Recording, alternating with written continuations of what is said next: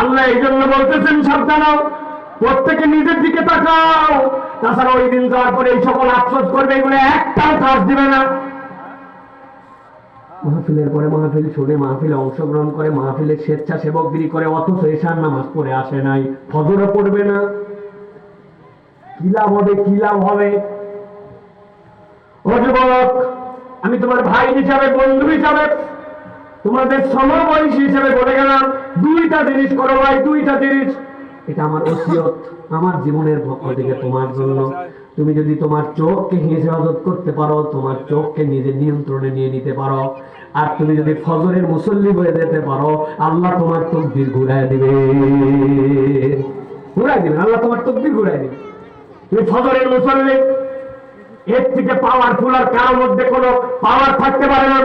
আর দুই নম্বর, তোমার চোখে তুমি হারাম দেখো না, নারী দেখো না, মোবাইলে বাজে জিনিস দেখো না, নাটক দেখো না, অন্যায় কারো দিকে তাকাও না। তোমার মধ্যে আল্লাহ এমন রুহানি শক্তি দিবেন, তুমি কল্পনাই করতে পারবে না। ওই যে বলছি, কোরআন হুদা এমন ফোকাস করবে, আল্লাহ তোমার গাইড করে লাইন মতো উঠাই নেবে। পারবে ইনশাআল্লাহ। এটা হলো দুই নম্বর হালত। চলে এবার শেষ হালতে যায় আজকের বর্ণনায়। আল্লাহ রাব্বুল আলামিন অনেকগুলা কথা বলছেন, তার মধ্যে থেকে আজকে তরুণদের জন্য, যুবকদের জন্য বলবো, মুরব্বীদের জন্য বলবো, 3 নম্বর একটা হালত হবে বাবা, বড় ভয়ঙ্কর হালত। সেই জায়গায় আল্লাহ বান্দারে উঠাবেন। আল্লাহ সূরা ফুরকানের মধ্যে ডিটেইলস করতেন, করতে করতে যায় 28 নম্বর আয়াতের মধ্যে আল্লাহ এটার বর্ণনা দিয়ে দিয়েছেন। গভীর মনোযোগে শেষ কথাগুলো দিল দিয়ে বোঝেন।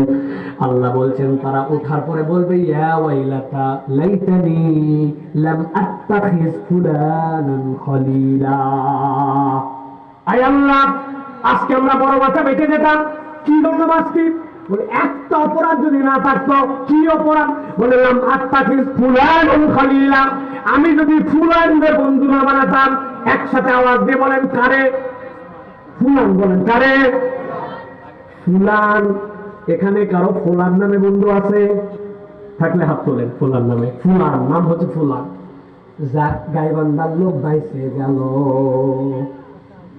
আমাদের কোনো ফুলান নামে বন্ধু নাই। আল্লাহ কোরআনে বলতেছেন, ফুলান আসলে কারো নাম নয়, ফুলান মানে হচ্ছে উমুক। ফুলান মানে কি? উমুক। আল্লাহ উমুকরে যদি বন্ধু না বলে দেয়, হ্যাঁ এই অমুক কি করছে রে? পাকা ধানে মুড়ি দিছে তোর। হ্যাঁ, এই অমুক তোর কি ক্ষতি করছে রে? তোর বাড়ি ঘর আগুন জ্বালাই দিছে। এই অমুকের অপরাধ কি? তোর জেলখানায় ঢুকাইছে। অমুকের দোষ কি? বলতে শুরু করবে আল্লাহ, এই অমুক তোর নরমাল অমুক নয়, এই অমুক আমার একটা বন্ধু ছিল। কেমন? লাকাদ আদাল্লানি আনিয যিকরি বা'দা ইয জাআনি ওয়া কানা আশ-শাইতানু লিল-ইনসানি খাযুলা। আল্লাহর অমুকের একটা মাত্র দোষ ছিল, লাকাদ আদাল্লানি আনিয যিকরি। আল্লাহ, আমি তো হেদায়েত পাইয়েই গেছিলাম, কোরআন তো বুঝেই ফেলছিলাম, ইসলামের পক্ষে আমি তো চলেই গেছিলাম। লাকাদ আদাল্লানি আনিয যিকর, আমার এই বন্ধু, আমার এই সাথী, আমার এই দোস্ত, আমার এই চলার লোক আমার কোরআন থেকে দূরে সরাই দিছে। কেমনে? 3:45 আসরের আজান, মাগরিবের আসরের আজান 4টায়। আল্লাহ একদিন আমি 3:58 সময় মসজিদের সিঁড়িতে পেছন থেকে একজন এসে হরেন দিছে, পিপ পিপ। তাকায় দেখে আমার এক দোস্ত, আল্লাহ ঘিরে। বলছি, এই বাইক হচ্ছে ইয়ামাহা FZS, আমার এক বড় ভাই কিনছে, আমি 1 ঘন্টার জন্য নিছি। ওর পুরা পলাশ বাড়ি পর্যন্ত বম বম বম। বলছে, দোস্ত আর 1 মিনিট আছে, নামাজটা পড়ি। বলছে, আমার দোস্তের অভাব নাই, আসরের নামাজও আজকেই কেবল না, কিয়ামত বহুত দেরি আছে, প্রত্যেক দিন নামাজ হবে, উঠলে উঠ, না হলে অন্য জুমা নিয়ে যাব। জনমনের মধ্যে পড়ে গেছে, বাইকের পিছে উঠে গেছে, একদিন নামাজ মিস করছে, 2 দিন মিস করছে, 3 দিন রিপোর্ট রাখে নাই, আস্তে আস্তে করে আস্তে আস্তে করে দূরে সরছে। নামাজি বন্ধুটাও বেনামাজির খপ্পরে পড়ে বেনামাজি হয়েছে, এরকম রেকর্ড এলাকায় আছে না না? এটা কথা বলেন। কিন্তু সিগারেট খাস না, কিন্তু সিগারেট খাওয়া বন্ধুর সাথে করে ফাঁকে যায় ধরান, ধোঁয়ার গন্ধ আমার সহ্য হয় না। 1 দিন 2 দিন 10 দিন, 10 দিনের দিন ওই দোস্ত বিড়ি ধরানো মাত্র বলছে ফার্স্ট কল। যারা খায় তারা বুঝবে তোর পরে কিন্তু মোথার গোড়া আমার। 10 দিনের দিনে বিড়ি খট্টা হয়ে গেছে। ঈদের চাঁদ যখন আসছে বলছে আর বিড়িতে দম আসে না। এলাকার মধ্যে এরকম করে গোল করে টেন্ট বানাইছে, বড় বড় বক্স নিয়ে গেছে, এলাকার মানুষকে ঈদের পরে বিনোদন দিচ্ছে। ওনারা পুরা শয়তান মুক্তি পায়া ওই ঘরের মধ্যে ঢুকছে, ক্লাবের মধ্যে ঢুকছে, বড় বড় ডেক বক্স নিয়ে যারা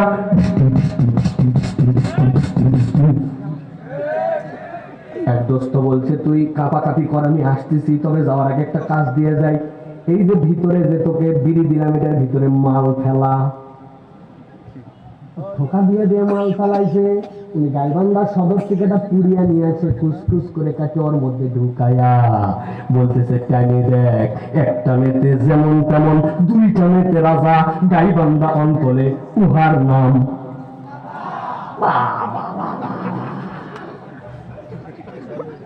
আপনি খোঁজ নিয়ে দেখেন, এরকম অনেক বন্ধুর খপ্পরে পড়ে ও মৎখর হয়েছে, গাঁজাখোর হয়েছে, নেশাখোর হয়েছে, আছে কিনা? কারণ ওরে যে বাধা দিল লিডার তোর কন্যা, ওর তো হিম্মত নাই, তারা পাওয়ার দিয়ে বলবে বেয়াদবি করবে না, বিড়ি খাবে না। ও তো বিড়ি সাপ্লাই দিয়ে ওর মিছিলে স্লোগান দেয়, ঠিক না? বোঝো কথা, বোঝো। সব কথা ভাঙ্গে বলা লাগে না, কিন্তু কথা আকল দিয়ে বুঝে নেওয়া লাগে। আল্লাহ বলছেন লাকাদ আদাল্লানি আনি যিকরি বাদা ইয জাআনি, হক আমার কাছে এসে গেছিল, আব্বা বোঝে নাই, বাবা বোঝে নাই, এখন বললেই হবে। আমি কি চেঞ্জ করতে পারি নাকি? চেঞ্জ করা তো সোজা না, আছে না? আল্লাহ বলছেন ওয়া কানা শাইতানু লিল ইনসানি খাজুলা, শয়তান তো এই পিন দেওয়ার জন্য তোমার সাথে আছে, বয়স এখনো হলো না। চাচা আপনার বয়স 60-এর মতো, আপনার দাড়ি কই? কি ব্যাপার? বলছে বাবা রাখতে তো চাই, তোমার চাচি লাইক করে না। চাচি লাইক করে না জন্য মুরব্বী দাড়ি রাখে নাই, ওই চুলকাই, খালি চুলকাই, রাখেই ফেলছিলাম। পাশের বন্ধু দেওয়ার পরে সেগুলো বলছে মলবি হয়ে গেল নাকি, ছাগল ছাগল লাগতেছে।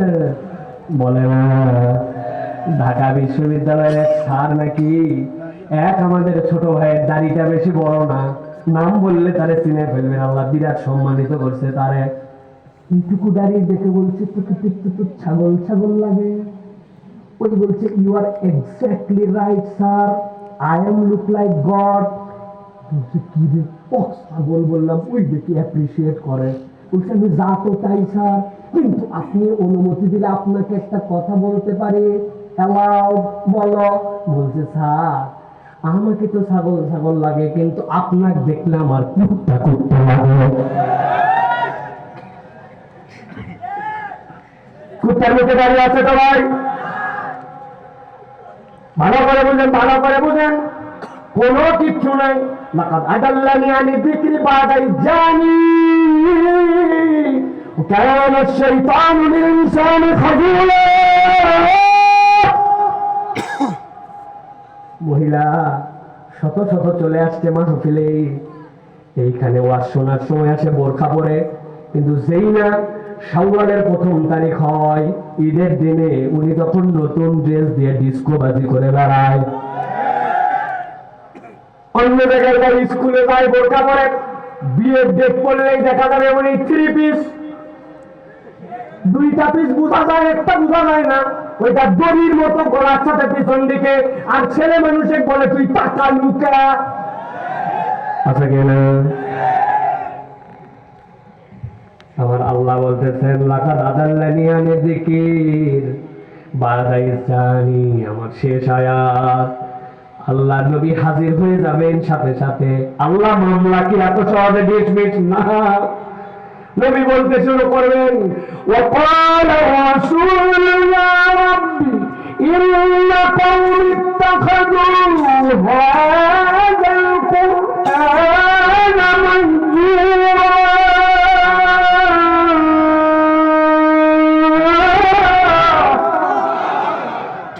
নবী হাজির হয়ে যাবেন। আল্লাহ আমার কথা আছে। কি কথা নবী আপনি বলেন? একটু আগে না আপনি সিজদায় পড়েছিলেন, আপনাকে আমি ডাক দিয়ে বললেন ইরফা রাসাকা ইয়া হাবিবি, আপনি মাথা তোলেন, কি কথা বলেন? আল্লাহ আমার একটা বিচার আছে, ইন্না কওমি ইত্তাখাযু হাযাল কুরআনা মাহজুরা।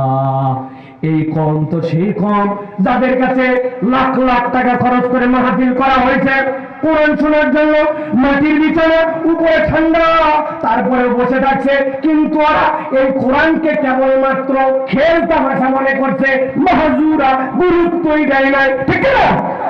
কেমনে এত ওয়াজ শুনলাম, লাইফ চেঞ্জ করা লাগবে, আল্লাহর পক্ষে আসা লাগবে, নামাজি হওয়া লাগবে, বাপ মায়ের সাথে বেয়াদবি করা যাবে না, মুখ দিয়ে কখনো বাজে কথা বলা যাবে না, গালি দেওয়া যাবে না, চোখ দিয়ে হারাম দেখা যাবে না।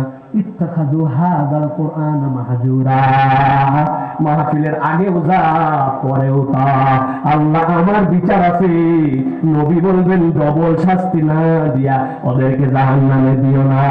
নবী যদি আপনার আমার বিপক্ষে দাঁড়ায়, বুঝে থাকলে বলেন তো ভাই, ওই দিন পার পাওয়ার শেষ রাস্তাটাও কি আর থাকবে? থাকবে? মুরব্বীরা বলে কিছু বাইসে গেলাম, সব তো যুবকদের সমস্যা। বহুত ওয়াজ আমার ছিল,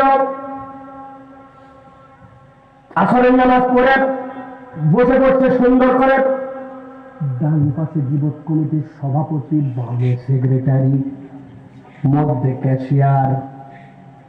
অনেকটা বলছে জানিস না একটা বিদেশ গেছে না, বিদেশ ওর বইয়ের খবর জানিস। বামেরটা বলছিল পচা আলাপ বাদ দেয়, আমাদের ইমাম সাহেবের খবর জানিস।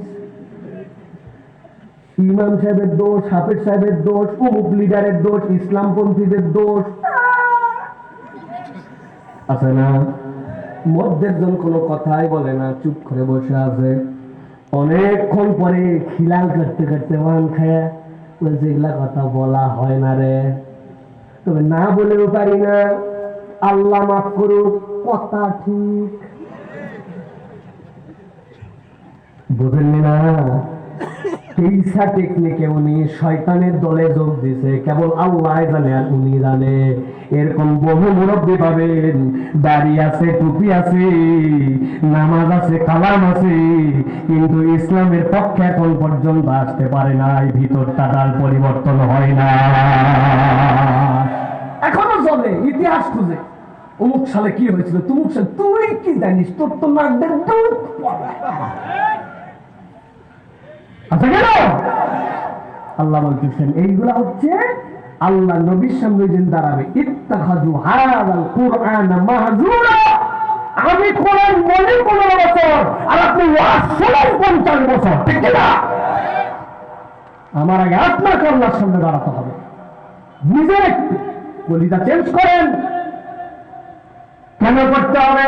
শেষ আয়াত আল্লাহ বলতেছেন, ওই দিন যাওয়ার পরে একদল বলবে ইয়া লাইতানি কুনতু মাহুম ফাফুযা ফাওজান আযীমা। আহারে, আমি যদি নবীওয়ালা কাজের সাথে যুক্ত হয়ে যেতাম, আমি নবীর পক্ষে যদি থাকতাম, দুনিয়ার সামান্য একটু জীবনে আমি যদি আল্লাহর পক্ষ নিয়ে নিতাম, আমি আজকে সফল হয়ে যেতাম। আল্লাহ তাদের মুখের কথা কোরআনে দিয়েছেন। জিজ্ঞাসা করব দুইটা প্রশ্ন, আলোচনা শেষ, কিয়ামত কি হয়ে গেছে? কিয়ামত হয়ে গেছে? আল্লাহর সামনে কেমনে দাঁড়ায় গেছি না? তাহলে যেগুলা বললাম আল্লাহ সবগুলা আমাদেরকে অগ্রিম জানায় রাখছেন। আমার একটা বান্দা যেন ওই দিন যাওয়ার পরে ধরা না খায়, আমার বান্দারা যেন আল্লাহর দিকে ফেরত আসে, ঠিক না? এই জন্য প্রিয় ভাইরা শপথ নেন আজকের থেকে, যে বলছিলাম 3টা সিচুয়েশন বাড়িতে কেন নিয়ে যেতে হবে না, আপনি আজ থেকে এটার দাঈ ইলাল্লাহ। আপনি এই কথাগুলো মনে রাখবেন, আল্লাহ ইনশাআল্লাহ আপনাকে মনে রাখাবে এই কথা, ইনশাআল্লাহ।